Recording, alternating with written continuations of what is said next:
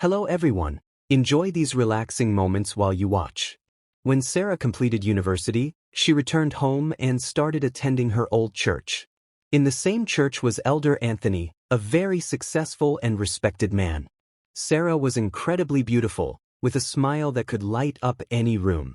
Many men in the church admired her and wanted to marry her, including Elder Anthony. Elder Anthony was a kind man known for his wisdom and generosity. He had achieved much in life and was well loved by everyone in the community. Despite his success, he found himself drawn to Sarah's beauty and gentle spirit. One Sunday after service, Elder Anthony approached Sarah with a warm smile. "Sarah, may I have a moment of your time?" he asked gently. "Of course, Elder Anthony," she replied, her eyes sparkling with curiosity. They sat on a bench outside the church, the sun casting a golden glow around them. "Sarah," Elder Anthony began, "I have watched you grow into a wonderful young woman. You have a kind heart and a bright mind. I must admit I am very fond of you." Sarah blushed, her heart fluttering. "Thank you, Elder Anthony. That means a lot coming from you." Elder Anthony took a deep breath. "I know many men have shown interest in you, and I am one of them. But I want you to know that my feelings for you are genuine. I care for you deeply and would be honored if you considered me as a potential husband." Sarah looked down, thinking carefully before she spoke. "Elder Anthony, I appreciate your kind words and your interest in me. But I believe that love is not about wealth or status. For me, love must be true and pure." Elder Anthony nodded, respecting her thoughts. "I understand, Sarah. I want you to know that my love for you is sincere. I will give you time to think about it, and whatever decision you make, I will always respect you." Days turned into weeks, and Sarah spent a lot of time praying and thinking about her future. She admired Elder Anthony's honesty and kindness, but she was still unsure. One evening, as the sun was setting, Sarah found herself walking in the church garden. She was deep in thought when Elder Anthony joined her. "Sarah," he said softly, "I don't want to pressure you, but I want you to know that I will wait for you, no matter how long it takes. Your happiness means the world to me." Sarah turned to face him, her eyes reflecting both gratitude and sadness. "Elder Anthony," she began, her voice steady yet tender, "I admire your kindness and generosity more than words can express. You are a wonderful man, and any woman would be lucky to have you." Elder Anthony listened intently, sensing the gravity of her words. Sarah continued, her voice growing softer. "I must be honest with you. You have no place in my heart as a lover. I do not want to lead you on or give you false hope. It wouldn't be fair to either of us. My feelings for you are those of deep respect and friendship, but nothing more." Elder Anthony nodded, a gentle smile forming on his lips despite the pang of disappointment in his heart. "Thank you for your honesty, Sarah. It takes great courage to speak so openly. I respect your feelings and your decision." Sarah felt a weight lift from her shoulders. "I hope we can remain friends, Elder Anthony. Your guidance and wisdom means so much to me. I value our friendship and would not want to lose that." Elder Anthony placed a comforting hand on her shoulder. "Of course, Sarah. Our friendship is very important to me too. I will always be here for you as a friend and a mentor. Your happiness is what matters most." In the same church was a very humble young man called Michael, a singer with a sweet and charming voice. When he sang, his voice would bring tears to your eyes. Many people attended church on Sundays just to hear him sing. He was a man that every woman would love to marry. One Sunday, as Sarah sat in her usual spot, she listened to Michael's voice fill the church. His singing touched her heart deeply, and she found herself moved by the purity and emotion in his voice. She admired his humility and the way he seemed to pour his soul into every song. After the service, Sarah saw Michael standing by the church entrance, greeting the congregation. She felt a sudden urge to speak to him, to get to know the man behind the beautiful voice. She approached him with a warm smile. "Hello, Michael," she said softly. "Your singing today was truly beautiful. It touched my heart." Michael smiled shyly, his eyes. "Some gifts and a little something extra in this envelope.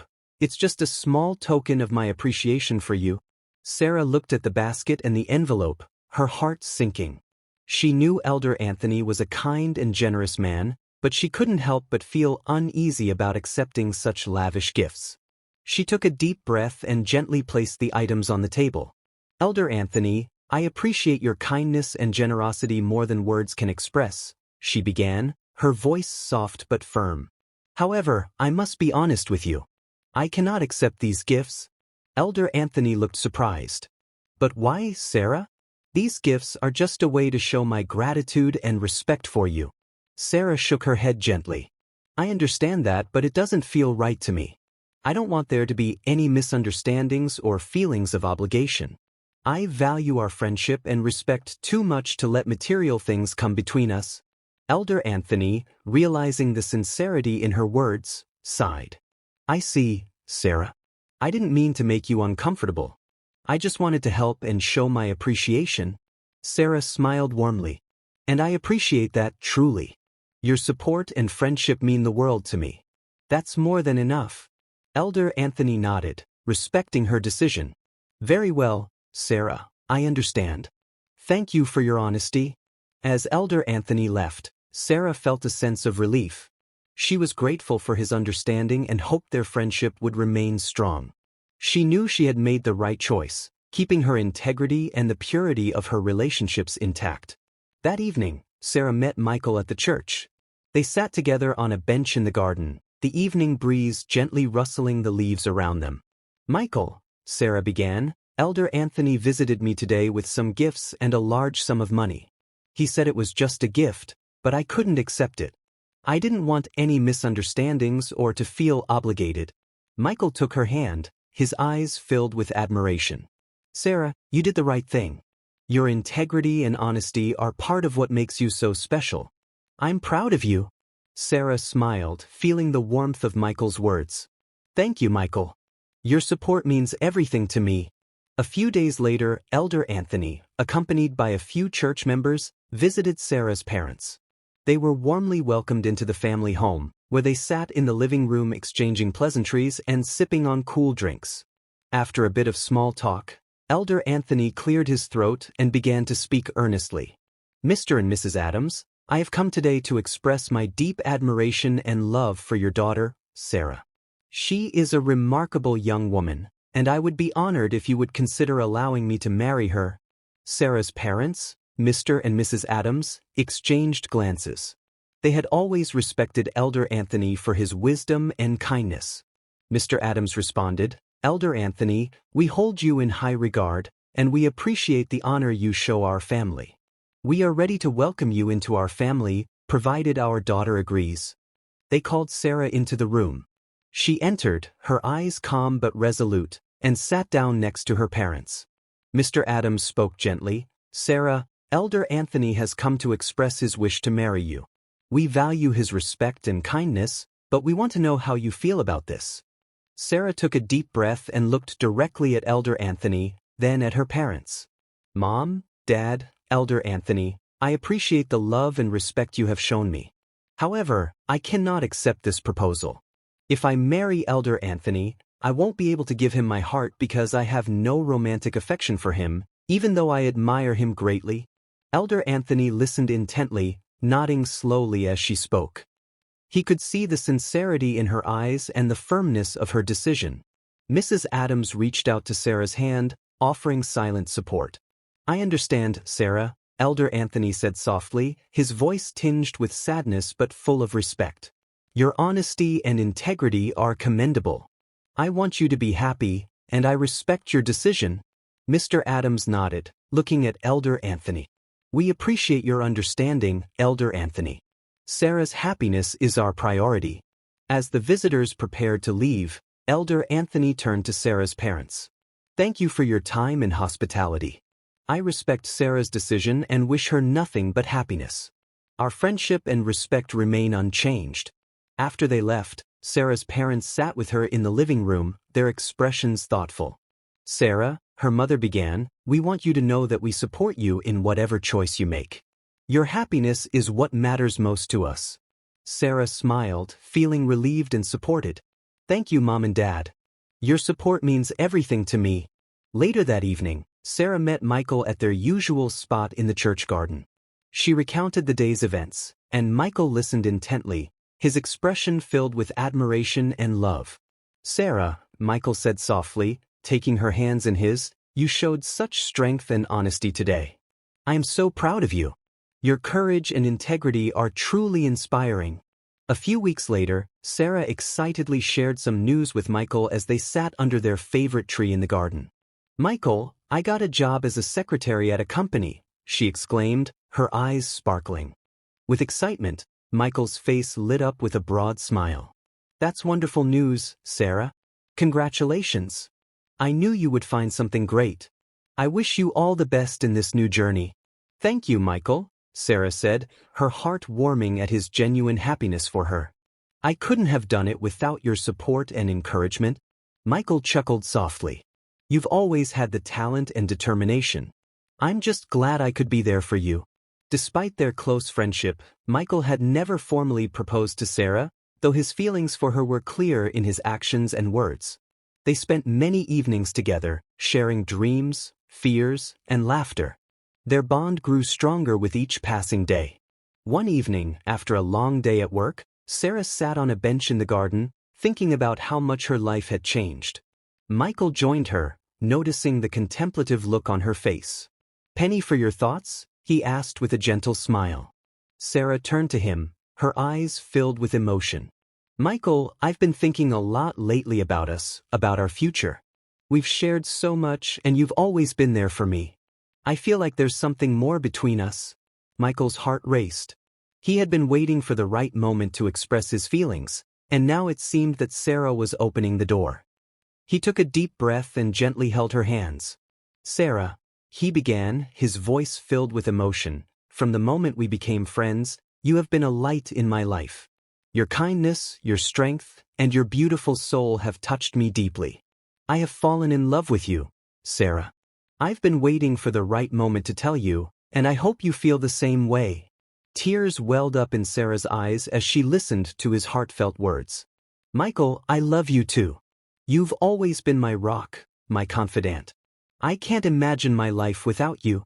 Michael smiled, his heart soaring with joy. "Sarah, will you be with me, not just as a friend, but as my partner in life? Will you marry me?" Sarah's tears turned to tears of joy. "Yes, Michael, I will marry you. I want to spend my life with you." In the church, when Elder Anthony heard about Sarah and Michael's relationship, he felt a mix of jealousy and disappointment. Unable to keep his feelings to himself, he decided to approach Sarah after the Sunday service. He found her talking with some friends and waited until she was alone. "Sarah," he began, his voice tinged with frustration, "can I have a word with you?" "Of course, Elder Anthony," Sarah replied, sensing the tension in his voice. He took a deep breath and spoke bluntly. "So, it was because of Michael that you turned me down? Are you sure Michael, an ordinary bank driver, can take care of you? Think about this carefully." Sarah looked at him calmly, her heart steady. "Elder Anthony, my decision wasn't about choosing one person over another based on their job or status. It's not about money or wealth, it's about how my heart feels. I followed my heart, not wealth." Elder Anthony's expression hardened. "You have made a wrong decision, Sarah. I hope you don't regret it later." Sarah felt a pang of sadness for him but stood her ground. "I understand your concern, Elder Anthony, but I believe true happiness comes from love, respect, and understanding. Michael gives me that. I know you mean well, but this is my choice." Elder Anthony shook his head and walked away, leaving Sarah feeling both relieved and a bit sorrowful for the confrontation.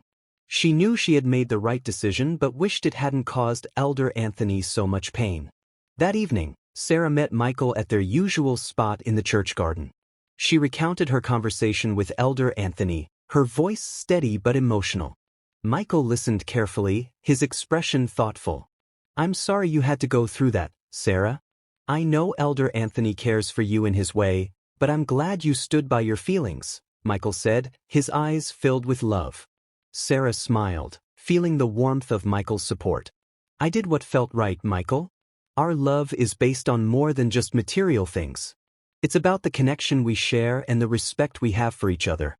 Michael took her hand, his eyes filled with love. I promise to always cherish you and prove that your heart made the right choice. Together, we'll build a life filled with happiness and love. As Sarah and Michael prepared for their wedding, the atmosphere in the church was a mix of joy and underlying tension. Some men, especially Elder Anthony, felt a pang of jealousy, wishing they had been the ones to win Sarah's heart. The women, on the other hand, envied Sarah for being chosen by Michael, whose humble nature and beautiful singing voice had captured many hearts. Despite the mixed emotions, Sarah and Michael remained focused on their love and the journey ahead. They decided to have a modest traditional marriage ceremony, reflecting their humble and sincere approach to life. The traditional marriage took place at Sarah's family home, adorned with colorful decorations and filled with the joyful sounds of laughter and music. Family and friends gathered to witness the union, dressed in vibrant traditional attire. The ceremony was rich in culture, with blessings from elders and the exchange of symbolic gifts. Michael's family arrived, with gifts including drinks, clothes, and a bride price in a show of respect and tradition. Sarah looked radiant in her traditional Kent cloth, and Michael beamed with pride in his matching attire. The two families came together, celebrating the union with songs, dances, and heartfelt prayers. The couple had a modest church wedding. The church was beautifully decorated with flowers and ribbons, creating a serene and holy atmosphere. 3 months after their wedding, one evening, Michael returned home from work looking more tired and exhausted than usual. Sarah noticed immediately, and her concern grew. "Michael, you look so tired," she said gently, approaching him as he sank into a chair. "What's wrong? Is everything okay?" Michael sighed deeply, rubbing his temples. "I've just had a headache all day, and I've been feeling a bit dizzy. It's probably just fatigue." Sarah knelt beside him, her eyes filled with worry. "You work so hard, Michael. Maybe you need to rest more. Let me get you some water and something for the headache." She quickly fetched a glass of water and some pain relievers.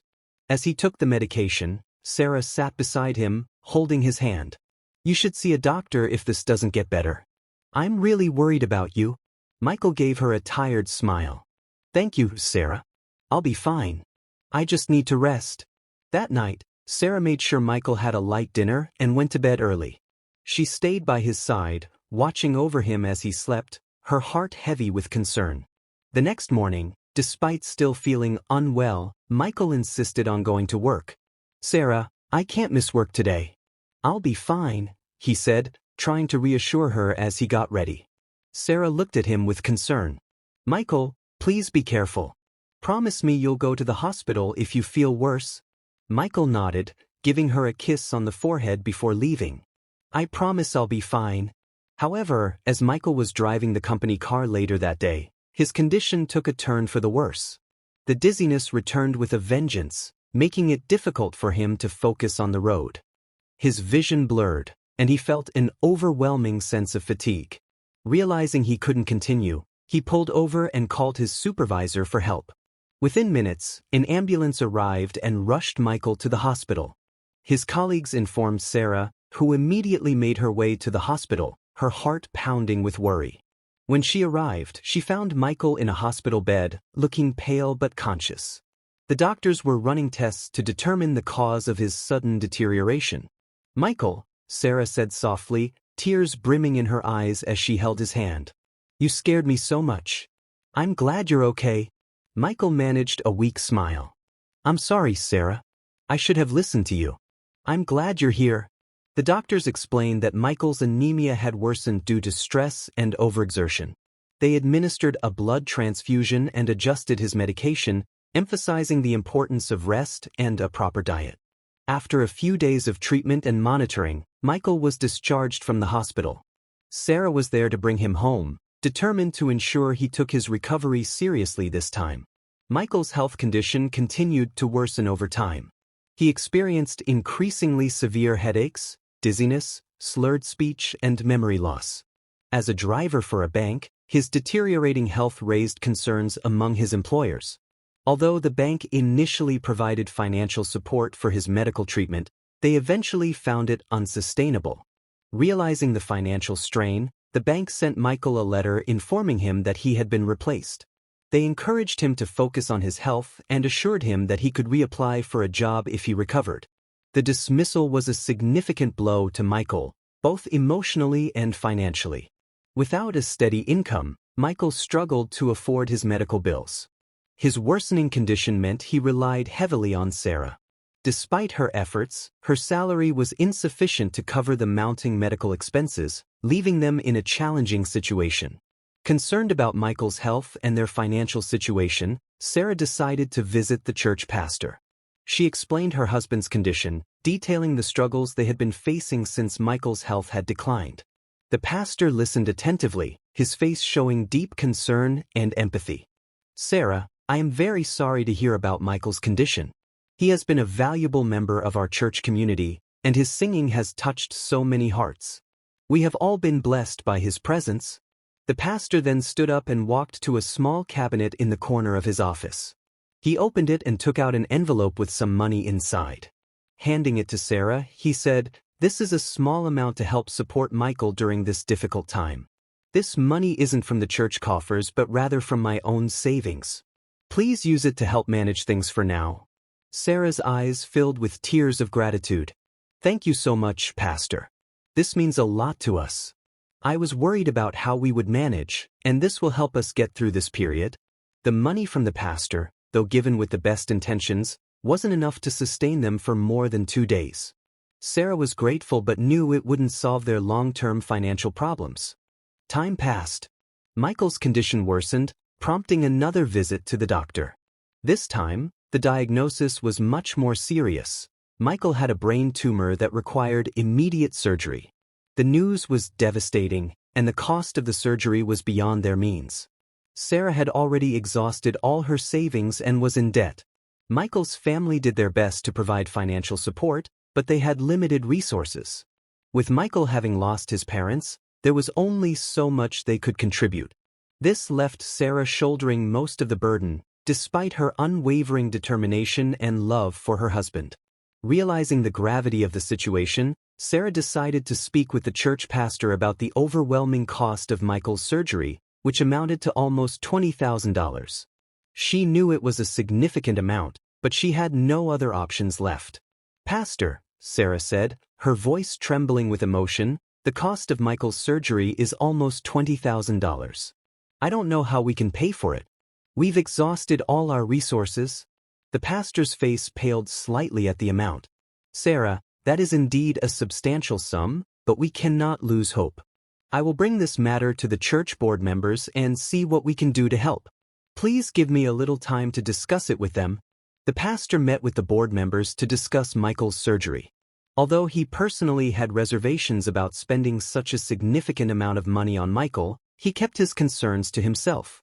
After presenting Michael's case to the board, Elder Anthony, who was a substantial contributor to the church and harbored a grudge against Sarah for not accepting his proposal, stood up to voice his opinion. He saw this as an opportunity to assert his feelings about Sarah's decision. Elder Anthony began, his tone measured but firm.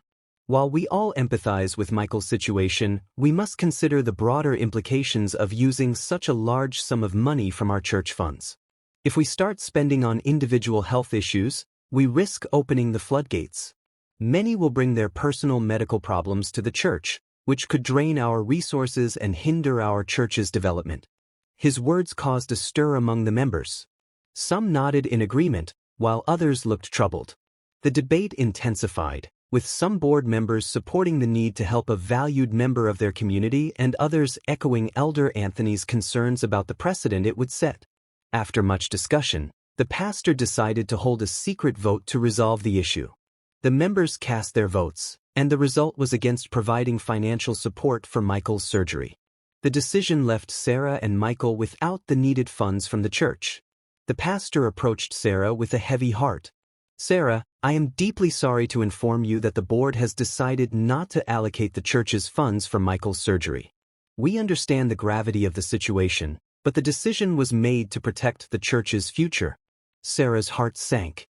She had hoped the church, which had been their pillar of support, would stand by them in this dire time. "Thank you for trying, Pastor," she said, her voice barely above a whisper. "I understand." Michael was admitted to the hospital again due to his failing health. The doctors were grim, warning that any further delay could be fatal. Sarah, already overwhelmed with worry, was heartbroken and in tears as she watched Michael's condition deteriorate.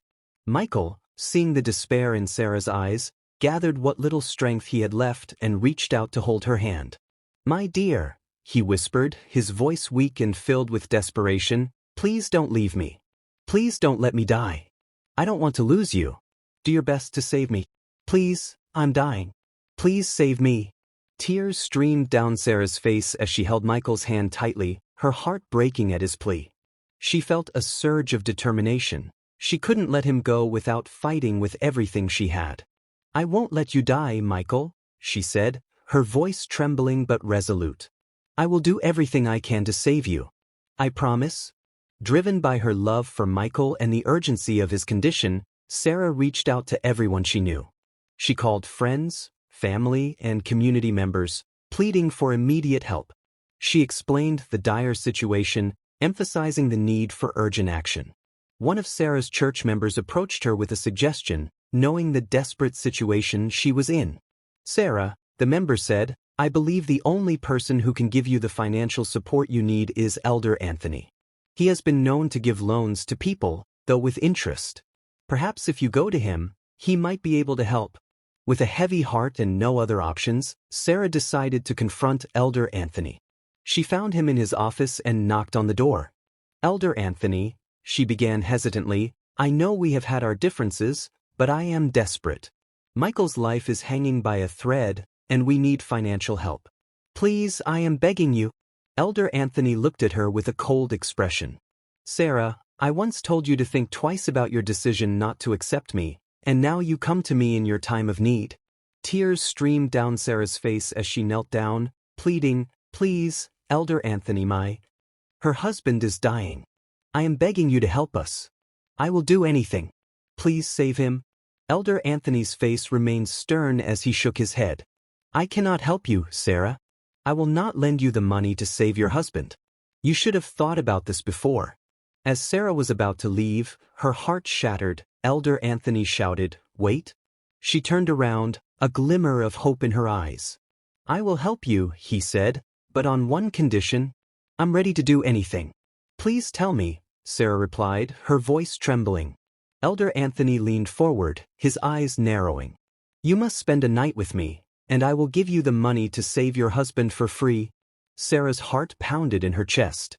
She felt disgust and anger rising within her. How could he make such a vile demand in exchange for saving her husband's life? She stood there, torn between her love for Michael and the moral repulsion she felt.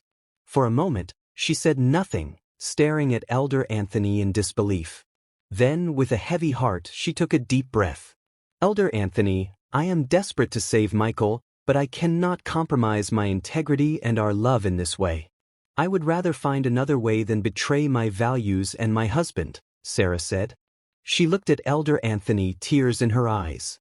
"You are a Christian, and you know what you are asking is a sin." Elder Anthony replied calmly, "Yes, I know it's a sin, but no one is perfect. We are all sinners in some ways. So please leave my office if you are not ready."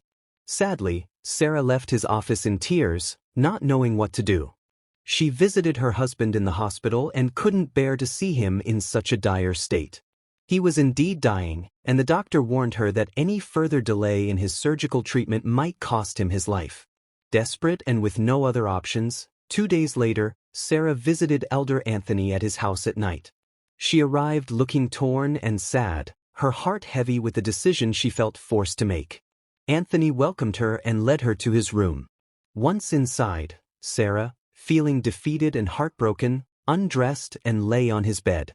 Elder Anthony, unable to contain his anticipation, also undressed and lay beside her. During the intimacy, Sarah cried softly, her heart breaking with each moment. "Forgive me, Michael. Oh God, forgive me," she whispered repeatedly, tears streaming down her face. She spent the entire night there, her spirit crushed by the weight of her actions. The next morning, Elder Anthony handed her a check for the amount she needed. "Here is the money. Go to the bank and withdraw it," he said, his tone devoid of the compassion she so desperately needed. Sarah took the check, her hands trembling. She left his house with a heavy heart, feeling a deep sense of shame and guilt. She went straight to the bank, withdrew the money, and rushed to the hospital to arrange for Michael's surgery. The surgery was performed successfully, and as Michael lay recovering, Sarah was by his side, her heart torn between relief and the burden of her secret. She couldn't bring herself to tell him what she had done to save his life, fearing it would shatter him. Days turned into weeks, and Michael's health improved steadily, unaware of the sacrifice Sarah had made. One evening, as Michael was resting, he looked at Sarah with gratitude. "You saved my life, Sarah. I don't know how to thank you enough. Your love and strength have given me a second chance." Sarah forced a smile, her heart aching. "I'm just glad you're getting better, Michael. That's all that matters." Despite the successful surgery and Michael's improving health, Sarah struggled with her guilt and the secret she carried. She knew she needed to find a way to come to terms with what had happened and seek forgiveness for herself.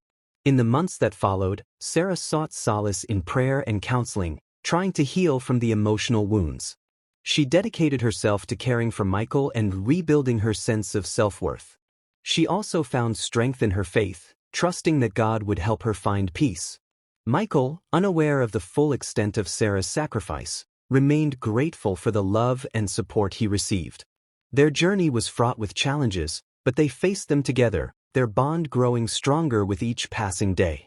One day, Elder Anthony confronted Sarah again, this time with a chilling demand. "Sarah, I want you to visit me again tonight," he said, his voice low and menacing. Sarah felt a wave of fear and disgust.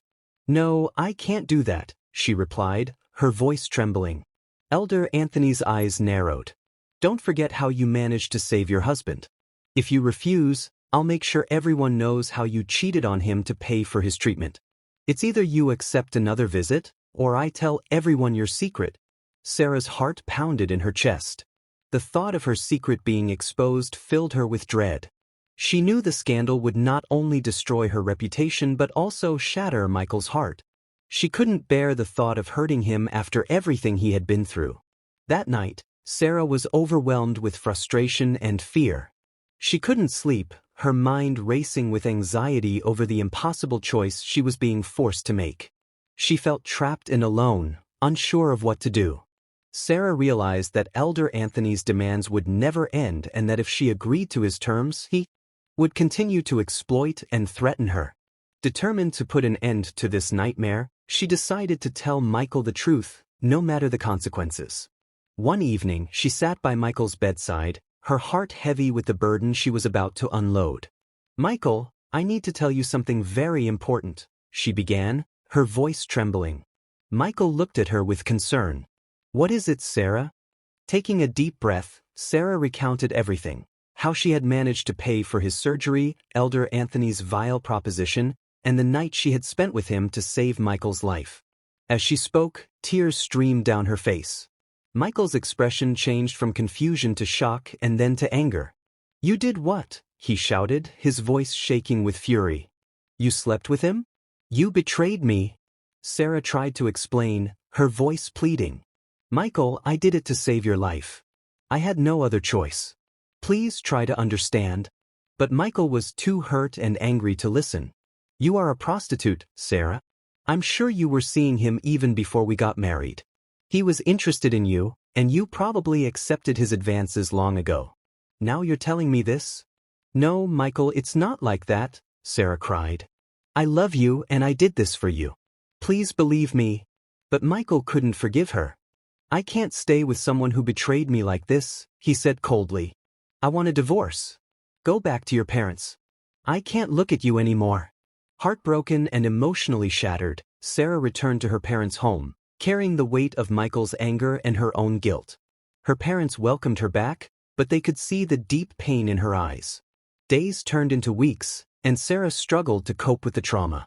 She felt abandoned and misunderstood, her love for Michael and her desperate actions leading to her deepest sorrow. Her parents tried to comfort her, but the emotional scars ran deep. Sarah stopped going to church. After everything that had happened, the emotional trauma and shame were too much for her to bear. Michael also ceased attending, feeling betrayed by both Sarah and the church. He was too afraid to confront Elder Anthony, who was influential and wealthy. Instead, Michael kept his feelings bottled up, cutting off all contact with Sarah.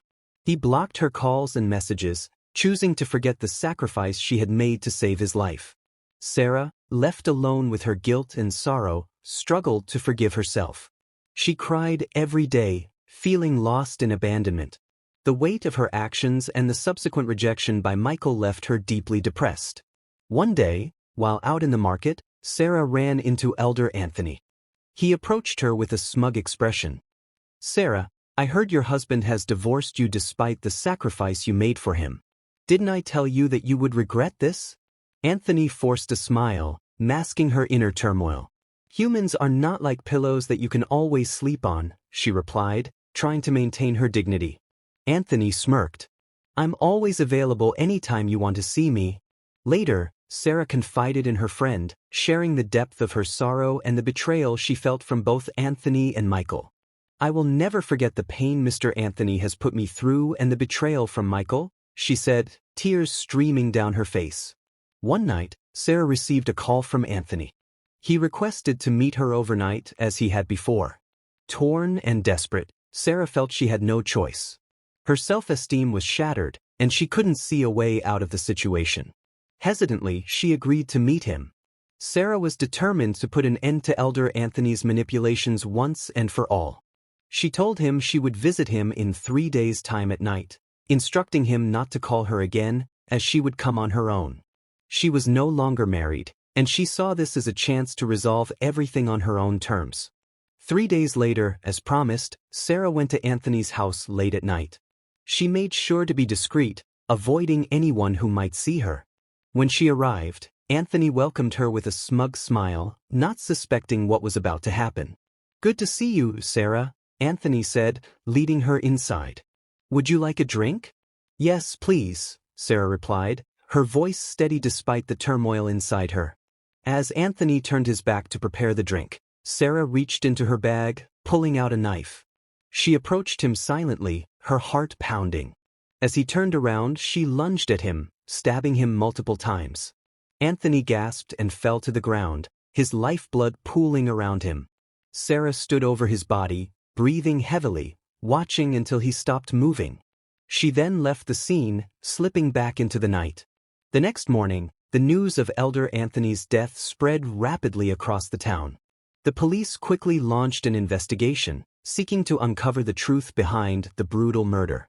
Sarah's best friend, who knew about her grudge against Anthony, went to the police and shared her suspicions. "I think Sarah might have killed Mr. Anthony," she told them. "She confided in me about what he did to her." 2 days later, Sarah was called to the police station for interrogation. She claimed she had nothing to do with Anthony's death, but the details she provided were inconsistent. Her nervousness and discrepancies in her story raised the officers' suspicions. After further questioning, the police found enough inconsistencies in Sarah's account to arrest her. She was taken into custody, facing the serious charge of murder. In the days that followed, the town was abuzz with rumors and speculation. Many were shocked by the turn of events, unable to believe that Sarah, who had endured so much, could be capable of such an act. As Sarah sat in her cell, she reflected on the chain of events that had led her here. She had been driven to the brink by Anthony's relentless demands and her own sense of desperation. Now, she faced the consequences of her actions. The trial was set, and the courtroom was filled with people from the town, eager to hear the details of the case. The prosecution presented the evidence against Sarah, including the testimony of her best friend and the inconsistencies in her story. Michael heard the news of Sarah's arrest and her upcoming trial. He spent days reflecting on the kindness and love Sarah had shown him, remembering how she had saved his life at great personal cost. Realizing the depth of her sacrifice and the terrible mistake he had made by divorcing her consumed him. He understood that he would have been dead if not for Sarah's actions and questioned why he hadn't forgiven her. Unable to bear the thought of Sarah going to jail because of him, Michael made a difficult decision. On the day of the trial, he left his house and rushed to the courtroom, determined to set things right. As the trial commenced, Michael entered the courtroom. his face pale and eyes filled with determination. He requested permission to speak, and the judge, sensing the urgency in his demeanor, agreed. Michael stood before the court, his voice trembling but resolute. "Your Honor, I need to confess something. Sarah did not kill Elder Anthony, I did. When I found out that he had forced her to sleep with him, I couldn't forgive him. I went to his house secretly and killed him. My wife is innocent. She doesn't deserve to be jailed while I walk freely. I am the one behind the crime." Gasps filled the courtroom, and tears streamed down the faces of those present. Sarah, her parents, and their friends were all crying, overwhelmed by the revelation. The judge called for order in the courtroom and listened carefully to Michael's confession. After a moment of silence, he spoke. "Michael, your confession is a serious matter.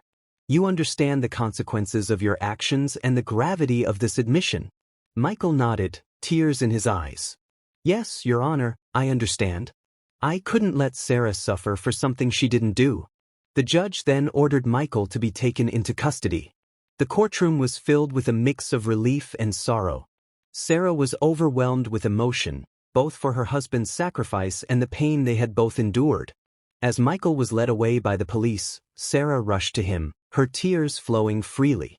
"Michael, why did you do this?" Michael looked at her with a sad smile. "Because I love you, Sarah. I couldn't let you take the blame for something you didn't do. I'm sorry for everything." Sarah embraced Michael once again, tears streaming down her face. "But I did it, Michael. I killed him," she confessed, her voice shaking with emotion. Michael looked at her, his own eyes filled with regret. "Yes, and it's because I acted foolishly. I should have remembered the sacrifice you made for me, but I couldn't. So, I deserve this punishment more than you. Please forgive me for not forgiving you earlier." Sarah held him tighter, their tears mingling. "Michael, I never wanted any of this to happen. I just wanted to save you." "I know," Michael whispered. "And I'm sorry for everything. I hope you find a man who will love you more than I ever could and have children with him. You deserve happiness, Sarah." Michael was jailed for the murder of Elder Anthony, and Sarah was released. The weight of their story left a profound impact on everyone who heard it. Their tale serves as a reminder of the complexities of human behavior and the lengths to which people will go for the ones they love. Sometimes, people commit crimes not because they are inherently criminals, but because of the desperate situations they find themselves in. Sarah's sacrifice to save Michael's life was born out of love and desperation. If Michael had forgiven Sarah, he wouldn't have ended up in jail for a crime he didn't commit. People often sacrifice a great deal to save their loved ones, and some keep these sacrifices a secret to preserve their relationships or marriages. The power of forgiveness plays a crucial role in healing and moving forward. When others confess their wrongdoings to you, it's important not to judge them too quickly. It takes immense courage and love for someone to admit their mistakes. Remembering where we came from and those who have supported us along our journey is vital.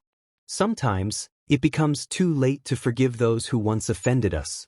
Holding on to grudges and resentment only leads to further pain and missed opportunities for reconciliation and understanding. In conclusion, the power of forgiveness cannot be overstated. It allows us to heal, mend broken relationships, and find peace within ourselves. Let Sarah and Michael's story be a reminder that love, sacrifice, and forgiveness are intertwined in the fabric of our lives, and that we should strive to embrace these values in our own journeys. If you enjoyed this story, we invite you to give it a like and subscribe to our channel. Your support motivates us to keep bringing heartwarming stories almost every day. We are very grateful for your support. See you soon.